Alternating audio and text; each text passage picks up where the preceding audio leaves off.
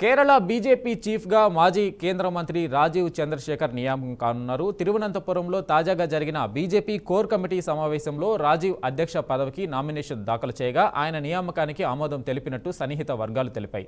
సోమవారం జరిగే పార్టీ సమావేశంలో ఆయన పేరును అధికారికంగా ప్రకటించే అవకాశం ఉంది. పార్టీ పరిశీలకుడు ప్రహ్లాద్ జోషి ఆయన పేరును వెల్లడించే ఛాన్స్ ఉన్నట్టు తెలుస్తుంది. దీంతో 2020 నుంచి పార్టీ అధ్యక్షుడిగా పనిచేసిన సురేంద్రన్ స్థానంలో ఆయన బాధ్యతలు స్వీకరించనున్నారు. కేరళలో చాలా రోజుల తర్వాత 2024 లోక్సభ ఎన్నికల్లో బీజేపీ ఒక స్థానాన్ని గెలుచుకుంది.